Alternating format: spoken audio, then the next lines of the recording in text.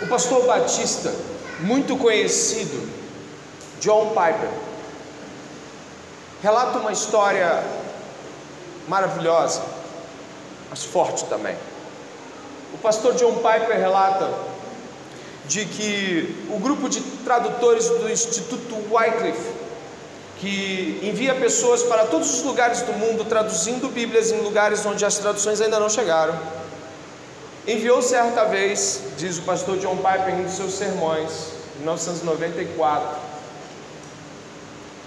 que um missionário foi enviado para uma nação muçulmana a fim de compreender a realidade de um casal missionário, que foi enviado para estar sob algumas milhares de pessoas de uma localidade. Quando este líder do Wycliffe Institute chegou lá, ele viu um casal jovem que não chegava aos seus 30 anos e tinha 3 filhos. Já estavam há 3 anos em campo. A primeira coisa que esse líder desse grupo de tradução viu na situação do casal é de que seus filhos estavam em uma condição física muito difícil de se ver. Uma das crianças, a mais nova, estava cheia de feridas ainda se cicatrizando, algumas não, causadas pela varíola. A outra, um pouco maior, estava com calombos enormes pelo corpo, alguns abertos, outros fechados, mas todos muito feios de se ver. O homem perguntou pelas manchas, tentando não ser algo pior, perguntou: é catapora? Foi catapora? Estourou? Aí a mãe: não, são picaduras de formiga, são as formigas aqui, é muito quente. Era um local árabe com uma temperatura absurda. Então, quando ele viu a criança naquele estado, a mãe ainda completou: mas nós cremos que Deus vai dar em algum momento um certo grau de não sei dizer se imunidade ou resistência a esse tipo de picada das formigas, e se segue. O homem ficou um pouco assustado com aquilo e começou a fazer mais perguntas, até que a mulher desabou. A esposa desse jovem casal missionário desabou. E ela se pôs a chorar, porque no seu coração havia um forte senso de culpa. E sabe por quê? Porque ela estava um pouco irritada com todas as coisas que havia passado naqueles 3 anos. Um pouco irritada. Ela continuou seu relato dizendo: nós não podemos avisar os nossos colaboradores que nós estamos em determinado lugar, porque se interceptarem eles morrem também. Nós também não podemos contar com muitas orações de muitas pessoas, porque os contatos são complicados. Então, quando fazemos contatos, deixamos rastros, e os rastros podem levar à morte dos nossos apoiadores. Estamos na maior parte do tempo sozinhos. O missionário da companhia de tradução disse: eu acho que você não deveria se sentir culpada de estar tão irritada assim, porque eu estou há 3 dias aqui, eu já não estou aguentando ficar nesse lugar. Ele acabou soltando algo assim. Então ela sorriu e falou: não, mas eu me sinto culpada de estar irritada.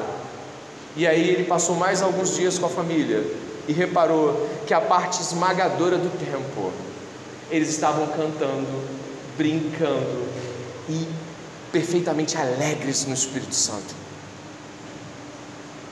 John Piper, que é muito conhecido por consumir biografias de homens, mulheres perseguidas, aqueles que acompanham a literatura do John Piper, ele cita muita gente. Ele falou que o homem da tradução ficou muito espantado pela alegria, mais espantado do que as manchas no corpo. Ele ficou espantado com a alegria da família, brincando e se fortalecendo no Senhor. Esse trecho que você está comigo da Epístola de Pedro, nesse trecho, dê uma olhada. Ele fala como ser assim, como ser como essa família, como se sentir até mesmo culpado por estar um pouco irritado com as coisas extremamente difíceis com as quais está passando pelo nome do Senhor. aquela mulher tinha um senso de grandeza missionária e um senso tão profundo de que o que ela fazia era um privilégio tão nobre que até mesmo aquilo que parecia para muitos de nós uma situação insustentável era para ela um motivo absurdo de se irritar. Nos irritamos com as máscaras, não é? Nos irritamos com as máscaras no culto. A primeira carta de Pedro é uma carta que nos fortalece a como ser assim, como ser alegre no Senhor diante de todos os sofrimentos e provações inerentes à pregação e à vida de alguém que é salvo por Cristo. O verso de número 13 nos traz uma dimensão que contraria toda a realidade da qual estamos acostumados. O verso de número 13 diz assim: pelo contrário o quê? Alegrem-se na medida em que são coparticipantes dos sofrimentos de Cristo. Não é apenas se alegrar apesar dos sofrimentos, é se alegrar pelos. Não é se alegrar apenas por estar vivo diante de tantas provações. E ainda nesse prólogo eu lhe adianto, é se alegrar porque os sofrimentos em nome de Cristo estão chegando. Isso é muito diferente do que a maior parte de nós imagina viver por Cristo ou até sofrer por Cristo, porque nós às vezes sofremos por Cristo assim, mas Deus vai me dar a saída dessa situação. Pedro não está dizendo isso, ele não está falando, peça que acabe, ele não está dizendo, peça que termine logo, ele está dizendo, mediante ao que vocês estão passando, são coparticipantes dos sofrimentos de Cristo. Isso significa, observe por favor, que na medida aqui, indica um caminho, uma continuidade. Na medida que você está sofrendo os sofrimentos que Cristo lhe deu para sofrer, na medida, ao longo, no percurso, o que é para acontecer com você? Você deve se alegrar. E ainda que nesse começo de sermão, ainda que nesse prólogo, você possa já estar achando radical essa afirmação bíblica, eu lhe digo, ela não é apenas radical, ela é contrária à maior parte do que os cristãos pensam sobre sofrer em nome de Cristo. Pedem que o sofrimento acabe, pedem que o sofrimento diminua, pedem a Deus para que Deus dê um tempo para o sofrimento, porque eles não estão aguentando. Mas o que Pedro diz é, alegrem-se, ao longo do sofrimento, alegrem-se.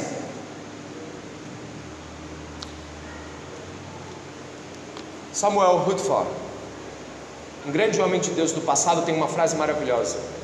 Ele diz assim: o grande rei guarda seu vinho no porão da aflição. Você sabe como o vinho se torna um bom vinho, né? Não é de uma hora para outra. Ele é guardado. Ele é guardado para que ele seja fermentado, para que os processos químicos se deem ao longo de anos. Quanto mais anos, um bom vinho se torna um vinho ainda melhor. E aonde está a adega de Deus? Segundo o nosso irmão, e eu não posso negar, no porão da aflição. Charles Spurgeon, pregador batista do século XIX, disse certa vez sobre isso: aqueles que mergulham no mar da aflição trazem joias raras de lá. E o que o verso 13 nos diz? Suma: se alegre não apesar das aflições, mas por causa delas. Isso muda, né, as coisas, e já muda elas no começo. Essa forma radical, extraordinária e contrária à visão que o mundo tem sobre sofrer por alguma causa, que o mundo também tem umas causas pelo qual você acha politicamente correto sofrer, né? Você sofre, tem gente que deixa de comer carne para salvar os bichos, tem gente que deixa de fazer determinada coisa para seguir alguns objetivos, libertar o seu país por uma greve de fome, ser encarcerado e permanecer 27 anos lá depois de algum tipo de revolução. As pessoas não desdenham o valor do sofrimento por conta de uma causa, mas o que os cristãos fazem é não somente suportar o sofrimento, mas celebrá-lo porque ele vem do Senhor. E o verso 12 nos traz o nosso primeiro ponto dessa noite, depois desse prólogo. O verso 12 vai nos trazer a primeira de 6 sequências, onde Pedro nos persuade a crer de forma diferente no Deus que envia o sofrimento. O verso de número 12 diz, pode ler comigo em voz alta: amados, não estranhem o fogo que surge no meio de vocês, destinado a pô-los à prova, como se alguma coisa extraordinária estivesse acontecendo. Não é surpresa para Deus o nosso sofrimento por Ele, e não deveria ser surpresa para você o sofrer pelo nome de Cristo. Não é surpresa, não está acontecendo nada de extraordinário quando estamos sofrendo por Jesus Cristo. Isso não é algo fora dos planos de Deus, pelo contrário, isso está nos planos de Deus. Verso 19, diz assim no verso 19: por isso também os que sofrem segundo a vontade de Deus. Olha, isso é uma afirmação de que o sofrimento pela causa de Jesus Cristo é um sofrimento segundo a vontade de Deus. Quem enviou? Deus.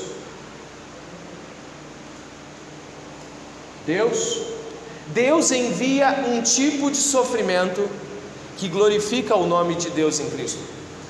Essa compreensão, ela dá a nós a certeza absoluta de que Deus é soberano, está sob controle, domínio e senhorio de todas as coisas, e que o sofrimento não é uma lacuna dentro da vivência de alguém. Poxa, Deus está vendo que eu estou sofrendo e não faz nada. Querido, se o seu sofrimento não é por conta do pecado, e por isso mesmo você está contraindo sofrimentos pelas consequências da besteira, do equívoco, do engano ao qual se meteu, este sofrimento tem um autor, Deus. E antes que você exclua os sofrimentos que são sofrimentos aparentemente não em nome de Deus, porque estamos falando de perseguição aqui, vamos fazer algumas citações sobre isso, mas estamos falando de perseguição aqui. Quando lembramos do justo Jó, não havia perseguição religiosa. O justo Jó perdeu seus filhos, perdeu seus campos, gado e tudo mais, perdeu sua saúde, e quem ordenou foi Deus. Ah, mas Satanás, diria Lutero, é um cão que ladra numa corrente que Deus segura. Se Deus soltar, ele vai mais, se Deus puxar, ele vai menos. Satanás não está num campo neutro onde pode fazer o que bem quiser. Deus protege Pedro quando diz que Satanás rogou para pegá-lo, e Jesus diz o quê? Mas eu roguei por ti. Quando nós não entendemos que os sofrimentos do tempo presente não são comparados e nem podem à glória a ser revelada em nós, nós colocamos os sofrimentos do tempo presente em um lugar onde nossas reclamações encontram algum tipo de respaldo, não é? Ah, está quente, está calor, a máscara. Ah, isso é difícil, porque essa doença, porque isso, porque aquilo outro. Meus filhos não me respeitam, eu não aguento mais essa casa. Por que esse marido bêbado? Por que essa esposa rebelde? Por quê? Porque sabe o que está acontecendo? Você não consegue ver que os desafios a qual você é imposto, ressalvo, se não pela injustiça cometida por você e por mim mesmo, eles têm um Senhor soberano. E qual é o propósito? Você quer saber o propósito? Vem até aqui comigo. É dito o propósito aqui. Se você observar, no verso 12, tem o propósito do sofrimento dos crentes, não tem? diz que eles são para pô-los à prova. Se você for até o início da epístola, por favor, vá. O apóstolo Pedro já havia mencionado e nos alertado sobre tais sofrimentos. No capítulo 1, do verso 6 e 7, você percebe que o apóstolo Pedro já havia trazido informações claras sobre os sofrimentos não serem em vão. Diz assim no verso 6 e 7 do primeiro capítulo: nisso vocês exultam, embora no presente, por breve tempo, se necessário, sejam contristados por várias provações, para que, uma vez confirmado o valor da fé que vocês têm, muito mais preciosa do que ouro perecível, mesmo apurado pelo fogo, resulte, pode ler, glória e honra. Qual é o motivo da provação? De que o modo como venhamos a reagir a ela resulte em louvor, honra e glória ao nome de Jesus Cristo.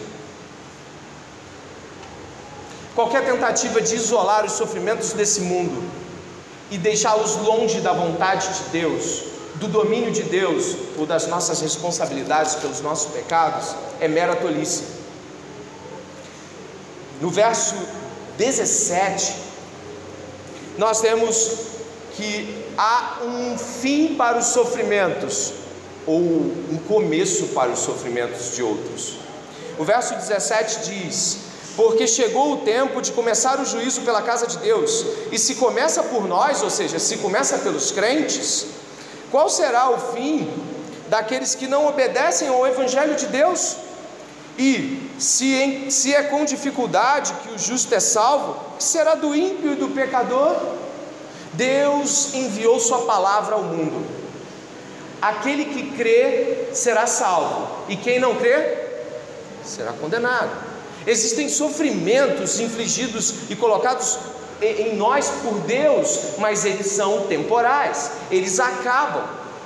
Os outros, como diz Mateus capítulo 8 verso 12, e o que Jesus diz sobre aqueles que vão ser lançados fora do reino de nosso Pai, são choro e ranger de dentes.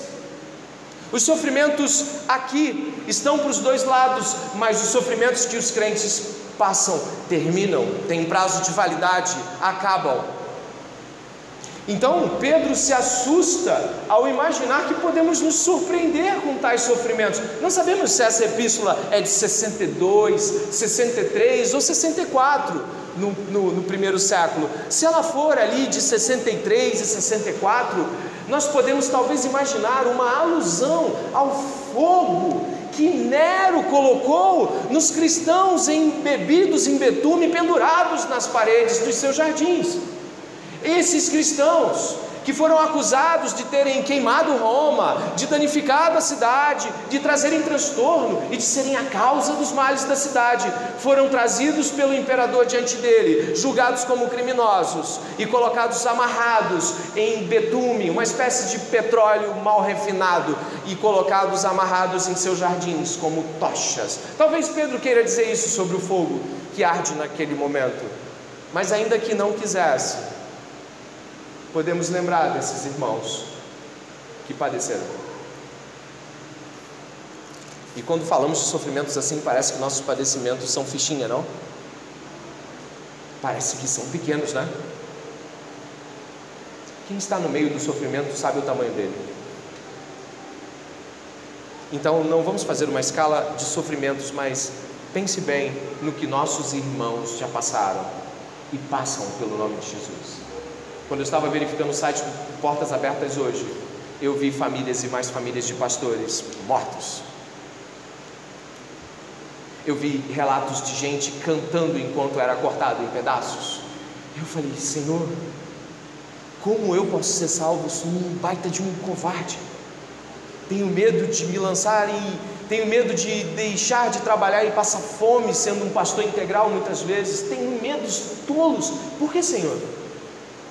Porque quando nós olhamos para os santos de todo mundo, de todo o tempo, eles sabiam para onde iam, sabiam a quem pertenciam, e nada nesse mundo tinha algum valor maior do que estar com o Senhor.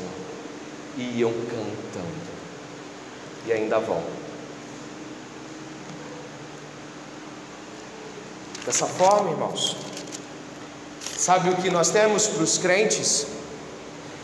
Aqueles que temem ao Senhor sofrem, para que a falsa fé deles seja lançada fora, e eles sejam purificados como ouro no fogo, e a verdadeira fé exulte em louvor e glória, para que depois de nós fugirmos da fogueira negando 3 vezes, venhamos a escrever coisas como essa, louvando o nome do Senhor. O Senhor nos prova no meio da aflição, para que saiamos dela apenas conscientes da verdadeira fé, das verdadeiras promessas que Deus fez, e nos atentemos a que essas promessas nos levem adiante, e não aqueles sonhos que nós ainda temos de que as coisas funcionem e sejam menos difíceis do que no tempo presente. Se entendemos o propósito, entendemos que Deus odeia tanto o pecado, e Deus, Ele tem tanto desejo de que venhamos a nos afastar do pecado, que quando Ele nos pressiona a sofrer pelo seu nome, Ele nos dá uma chance de que dependamos somente dEle, e ao depender somente dEle, nos afastemos de uma série de vícios e idolatrias que nós temos. Quando o Senhor nos prova com sua poderosa e pressiona, a sua mão poderosa e nos pressiona, Ele também nos dá uma chance de abandonarmos os ídolos e nos rendermos a Ele em todas as áreas da nossa vida. Deus odeia tanto o pecado que nos inflige dores e sofrimentos, para que venhamos a depender unicamente do Senhor, para que sejamos provados. O mundo será destruído, as pessoas perecerão eternamente em choro e ranger de dentes se mantiverem rebeldes ao Evangelho de Jesus Cristo, mas aqueles que crerem em Jesus passarão tempos difíceis ainda nessa terra. Essa foi a trajetória de todos os santos, desde Abel até o último que há de morrer. Mas o Senhor nos livrará dos sofrimentos eternos decorrentes da desobediência contínua à palavra do Evangelho.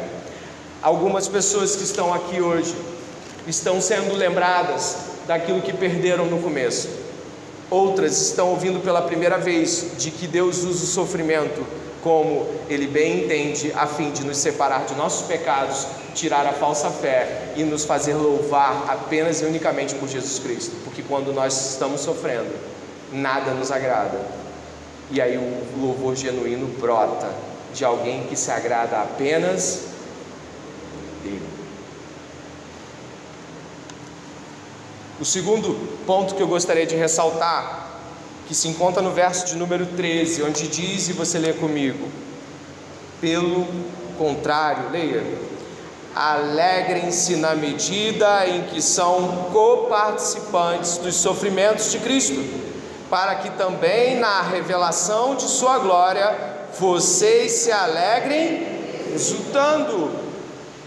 O pastor romeno da década de 70, Joseph Tson, esse pastor, ele estava sofrendo muita perseguição por conta do regime comunista de um governo extremamente violento na década de 70 na Romênia, de 74 a 89.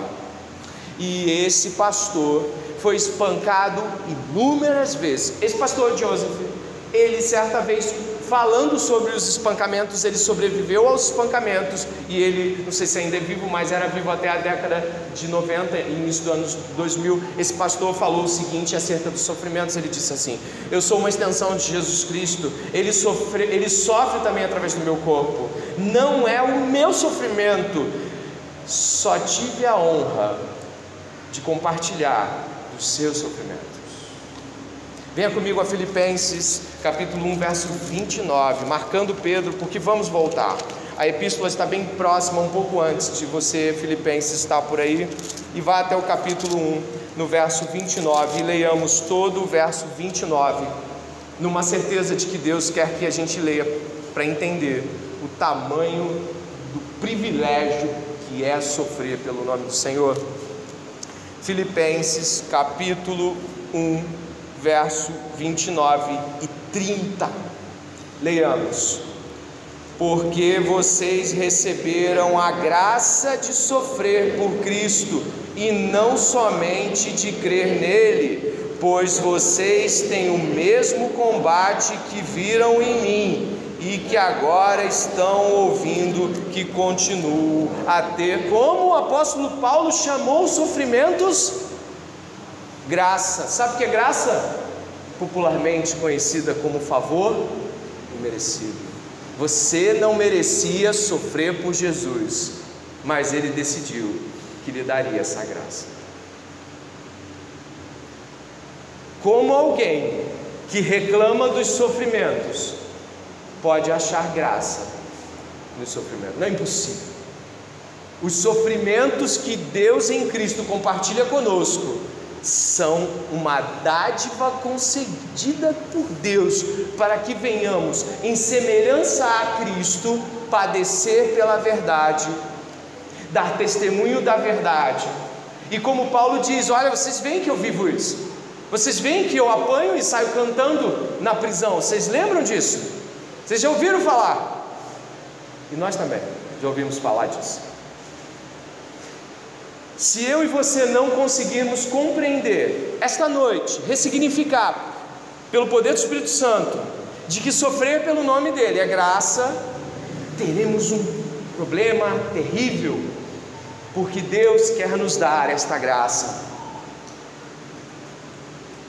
Algumas pessoas tremem de pensar que Deus possa os enviar para algum lugar onde o Boko Haram, o Estado Islâmico está. Algumas pessoas simplesmente dizem: Senhor, me manda para algum lugar, só não para aqueles que as pessoas são esmagadas e trituradas antes de serem mortas, com 1 ano e meio de ministério cristão. Você já teve medo de que Deus lhe enviasse para a Coreia do Norte?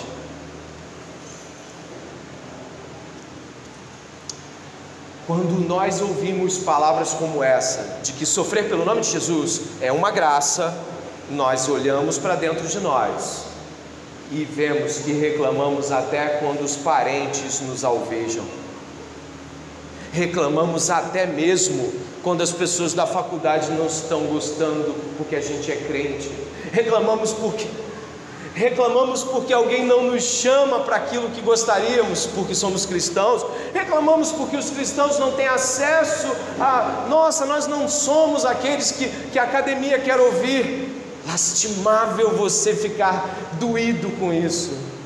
Você deveria ir para a academia, para a universidade, pregar o nome de Cristo, fazer a melhor proporção dos seus estudos, mas não se envergonhar dele, não tentar ficar falando em código para ganhar espaço, não tentar ficar fazendo tantas ilustrações com a desculpa da apologética sempre, quando na verdade é que muitos de nós não querem ser mal interpretados, e aí vão usar a apologética muitas vezes, ou então vou tentar fazer uma analogia, quando o coração teme a rejeição comum a todos os cristãos.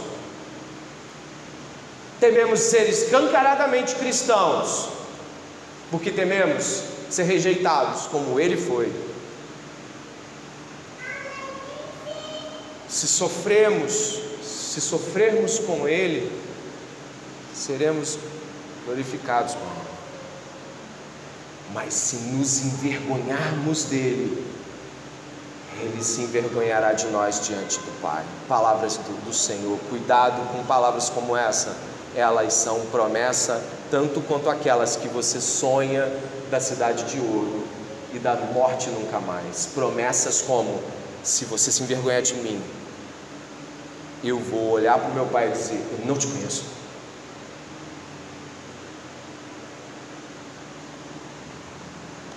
E aqui, nesse terceiro ponto que nós vimos, eu e você encontramos que devemos nos alegrar agora no sofrimento pelo nome de Jesus, para nos alegrarmos no futuro.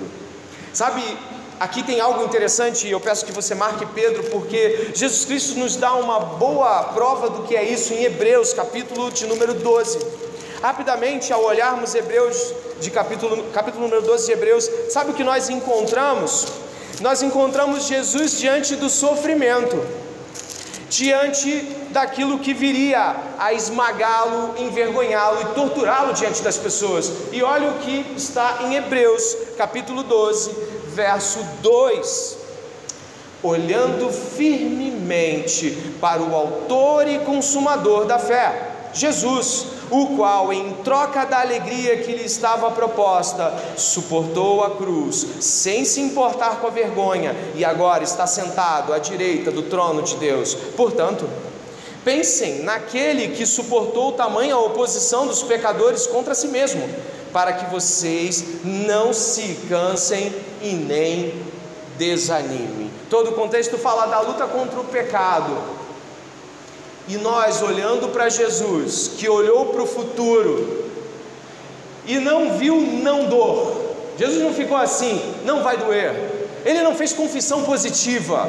Ele não ficou, se eu pensar muito forte que não vai doer, não vai doer. Se eu ficar, não vai doer, não vai doer, vai dar tudo certo. Eles não vão bater com tanta força. Meu pai não vai deixar de me machucar. Não foi isso. Jesus olhou para o futuro, e a glória do futuro, derramada no tempo presente, inundou de alegria o Senhor, e Ele foi. Não é a ausência de dor e nem a diminuição do sofrimento que vão demonstrar de que Deus está ali naquele lugar. O teu olhar para aquilo que ainda há de vir. Eis que vejo os céus abertos e o Filho do Homem à destra de Deus.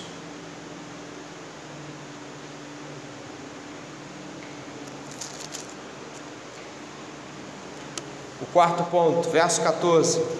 Volte para Pedro, por favor. O quarto ponto está no verso 14. Diz assim, você pode ler: se são insultados por causa do nome de Cristo, vocês são bem-aventurados, porque o Espírito da glória, que é o Espírito de Deus, repousa sobre vocês. Você está sendo perseguido nesse momento? Creio que não, nesse momento não, certo? Não está.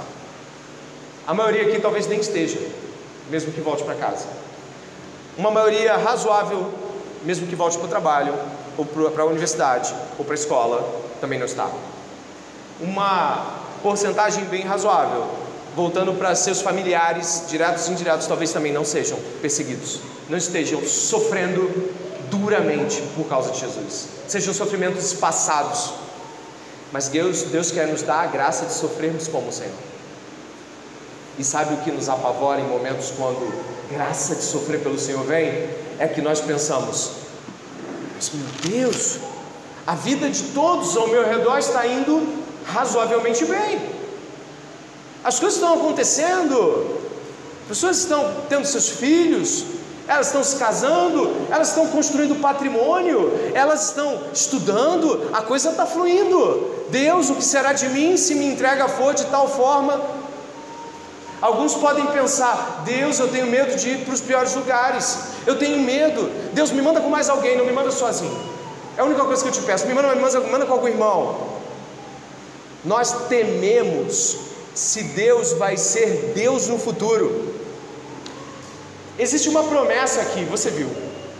Essa promessa não será cumprida até que você esteja no sofrimento. Qual é a promessa? Que o Espírito de Deus será derramado sobre você naquele momento, para cumprir o propósito daquele momento, e você será sustentado por Deus. Creia nisso. O Espírito de Deus sustentará você. Hoje você não consegue ver isso, porque você não está precisando desse tipo de atuação agora. Nesse momento, você precisa lançar a sua fé em Deus, em Cristo Jesus, e acreditar em Deus de tal forma que você vá para a missão.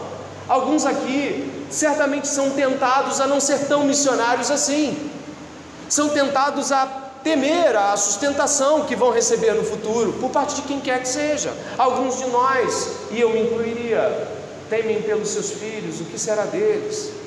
Eles nem se converteram ainda, como posso lhe imprimir um padrão de entrega que eles nem mesmo são capazes de dizer sim. Às vezes passam essas coisas na minha cabeça: meu Deus, ela não é salva ainda, por que eu estou fazendo isso com a minha filha? Deus sustentará o tempo futuro. Existe aqui uma promessa de Espírito de Deus sustentando pessoas que padecerão pelo nome de Cristo. Você crê nisso? Mas você crê a ponto de se entregar? Você crê nisso a ponto de orar pedindo: envia-me a mim? Você crê nisso a ponto de entregar a sua vida, a despeito de muitos resultados no tempo presente, de estudos, dinheiro, casamentos, filho, ou todas as outras coisas que as pessoas, todo mundo faz e que está aí para todo mundo fazer, e que não é pecado de ser feito, mas que se torna pecado quando sobrepõe-se a entrega de si mesmo totalmente para Jesus Cristo? Você tem medo se as coisas vão acontecer lá no futuro? Não tenha. O Espírito Santo é uma promessa para o futuro de quem sofre por Deus. Ele estará lá. Indo para o fim.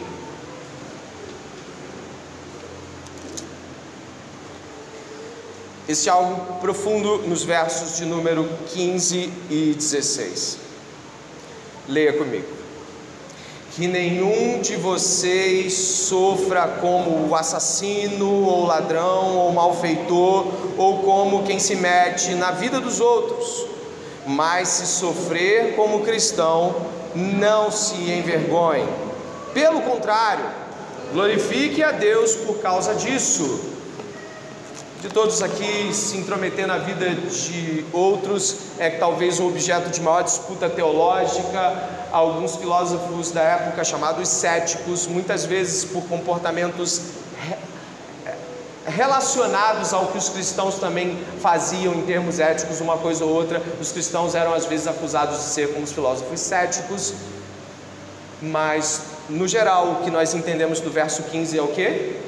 Não sofra pelo motivo errado, não sofra pelo resultado de seus pecados, não busque sofrimentos tais como estes, mas se sofrer como cristão, não se envergonhe, glorifique a Deus. Eu acho que eu vou citar algo pela 15ª vez, ou pelo menos pela 5ª vez em um sermão. Paul Brand, médico, missionário na Índia, relata algo que muitos de nós já ouvimos. Ele relata de que por um tempo bem largo não pôde mais visitar sua mãe, e só foi fazê-lo quando de sua idade avançada. Viu sua mãe depois de largo tempo, e a imagem era de sobremodo impactante. Sua mãe havia lhe relatado dezenas de quedas, porque ela ajudava pessoas, camponeses da montanha, de áreas montanhosas na Índia. Então essa senhora, mãe desse missionário, também missionária, subia e caía muitas vezes na tentativa de alcançar casas mais altas, pedras e lugares difíceis. Então ela relatou muitas quedas, relatou também várias vezes que pegou malária, lugar tropical, febre tifoide. Relatou que o vento frio de algumas áreas montanhosas, em contraste com o sol cortante da planície, deixaram o seu rosto como se fosse a sola de um pé de alguém, ressecado e com profundas rugas, daquelas que o rosto aperta de tal forma que os olhos quase somem. Ele, conversando com sua mãe, perguntou se ela sabia de como ela estava, e ela falou que sabia. Ela falou: eu sei. E disse uma frase que muitos aqui conhecem: e é por isso que há 20 anos eu não tenho um espelho dentro de casa, para que ela não volte atrás. A luz do Evangelho de Jesus Cristo, a beleza de Deus, resplandece naqueles que não buscam sua própria aparência ou formosura, mas que se entregam.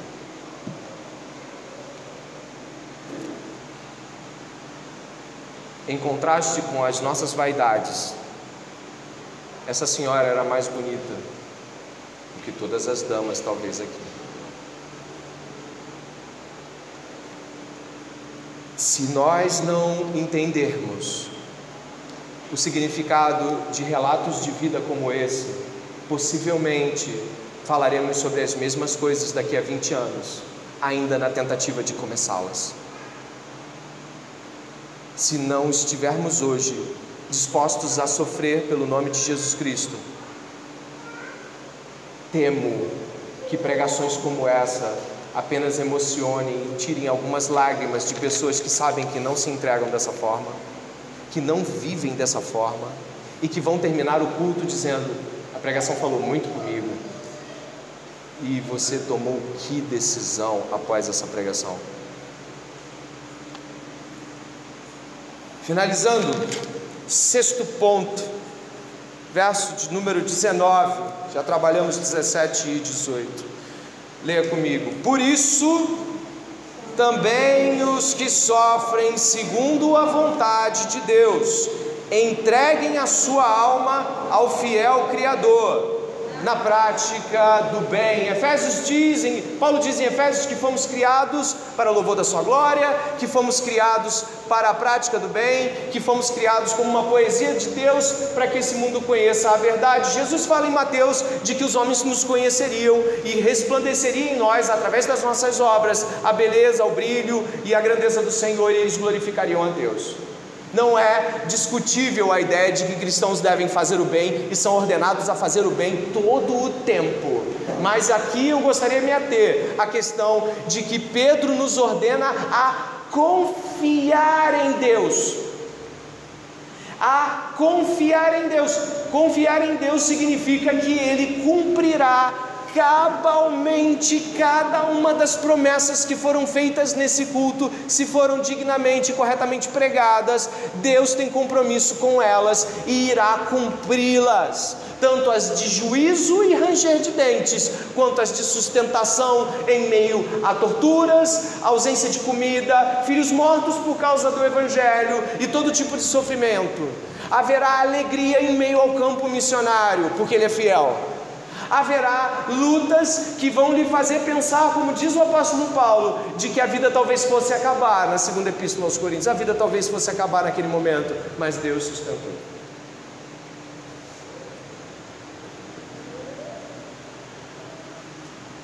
Algumas pessoas vivem em pecados circulares de egoísmo, dependência deste mundo, dependência de coisas e pessoas. Pecados circulares.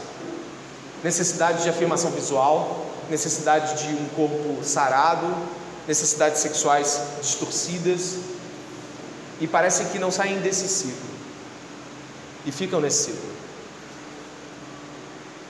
Acredito que uma entrega completa a Jesus Cristo, uma entrega sem passos para trás, uma entrega sem restrições, uma entrega de me envia, acaba com aqueles sonhos que eu achava que eram alguma coisa. Para muitos que vivem pecados cíclicos, aquela entrega sumária e radical e imediata aniquila as tentativas de voltar para trás. Quebre seus espelhos e assuma a beleza do Evangelho. Entregue-se à fidelidade de Deus. Todos nós morreremos. Se o Senhor não voltar, todos morreremos. Se o Senhor não voltar a tempo de que alguns de nós estejam diante dele subindo ou não, todos morreremos, sem dúvida. Só que nós precisamos ter a consciência de que um dia estaremos diante do Senhor, não para a apresentação de medalhas, mas de cicatrizes. Não estaremos diante do Senhor com nossos diplomas, nem com nossos carros e nem com as coisas que conquistamos nesse mundo. Elas não serão absolutamente requeridas, elas ficam, preste atenção, elas ficam. Estaremos diante do Senhor com aquilo que fizemos em nome dEle, unicamente em nome dEle. Ofensas, escassez,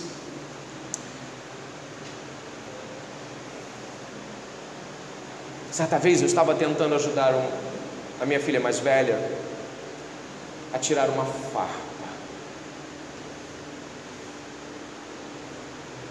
Ela gritava muito e era só, sabe, uma farpinha. Então eu tentava acalmá-la, dizendo que as coisas iriam dar certo, de que era só uma farpinha no pé, vai dar certo, sabe? E ela não parava de se espernear, até que eu a acalmei e puxei. E ela falou: papai, vai com calma. Eu falei: já foi.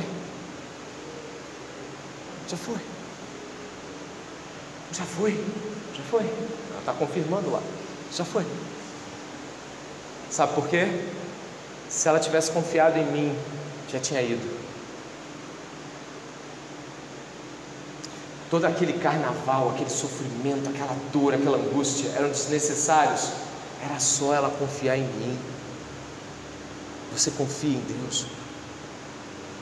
É só confiar e se entregar a Deus. Muitos dos seus sofrimentos são especulações e desconfianças quanto à fidelidade de Deus.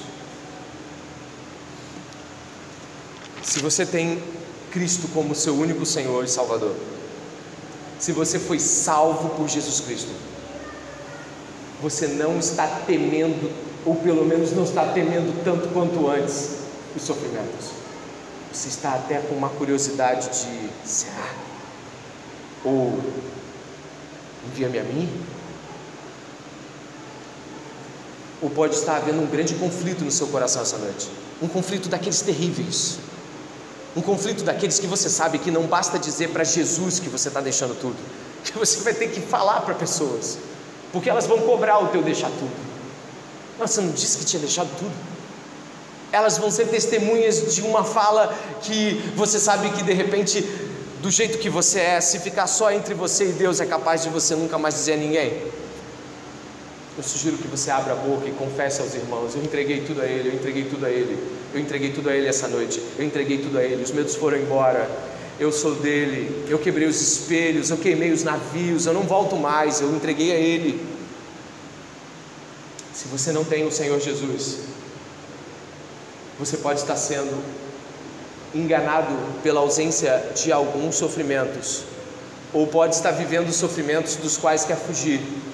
Mas de uma coisa, você que não tem Jesus não vai fugir: do julgamento e do inferno em chamas eternamente.